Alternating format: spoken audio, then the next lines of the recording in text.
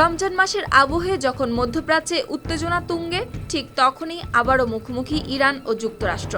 তবে সরাসরি নয়, পরোক্ষভাবে মধ্যস্থতাকারীর টেবিলে। সুইজারল্যান্ডের জেনেভায় টানা 4 ঘন্টার বৈঠক শেষে একদিকে আশাবাদ, অন্যদিকে যুদ্ধের আশঙ্কা।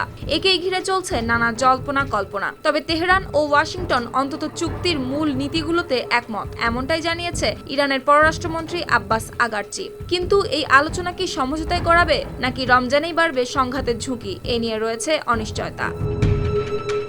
সুইজারল্যান্ডের জেনেভায় ওমান দূতাবাসে অনুষ্ঠিত এই দ্বিতীয় দফার আলোচনায় দুই পক্ষই মধ্যস্থতাকারীদের মাধ্যমে বিনিময় করেছেন নিজেদের প্রস্তাব। ইরানি প্রতিনিধি দলের নেতৃত্বে ছিলেন পররাষ্ট্রমন্ত্রী আগারচি, আর যুক্তরাষ্ট্রের পক্ষে নেতৃত্ব দেন স্টিভ উইটকফ ও জ্যারেড কুশনার। খরচ বাঁচে 65% পর্যন্ত। ওয়ালটন বিএলডিসি ফ্যান ছড়ায় স্বস্তির সবুজ হাওয়া।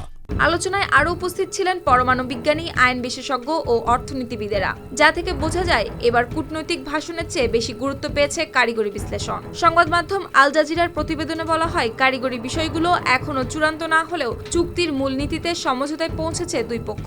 আগারচি দাবি করেন, ইরান পারমাণবিক অস্ত্র তৈরির চেষ্টা করছে না। এই বিষয়ে যুক্তরাষ্ট্র এখনও করেনি আনুষ্ঠানিক মন্তব্য। এদিকে এখনও ঠিক হয়নি তৃতীয় দফার বৈঠকের তারিখ, তবে সম্ভাব্য চুক্তির প্রাথমিক খসড়া তৈরিতে সম্মত হয়েছে উভয় পক্ষ। খসড়া বিনিময়ের পরে নির্ধারণ হবে পরবর্তী বৈঠক। অপরদিকে আলোচনা চলার মধ্যেই হরমুজ প্রণালীতে সামরিক মহড়া শুরু করেছে ইরানি বাহিনী। তেল সরবরাহের গুরুত্বপূর্ণ এই পথের কিছু অংশ সাময়িকভাবে বন্ধ হয়েছে। তেহরান জানায়, যুক্তরাষ্ট্রের চাপে নতি স্বীকার করবে না ইরান। অন্যদিকে মার্কিন প্রেসিডেন্ট ডোনাল্ড ট্রাম্প জানান, তিনি আলোচনায় যুক্ত থাকবেন পরোক্ষভাবে। তার দাবি, তেহরান এখন চুক্তিতে পৌঁছাতে আগ্রহী, কারণ চুক্তি না হলে হতে পারে ভয়াবহ পরিণতি।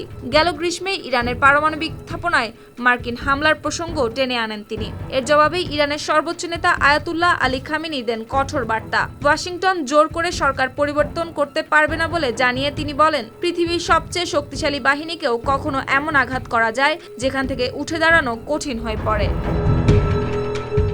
সুপ্তি রায়, RTV।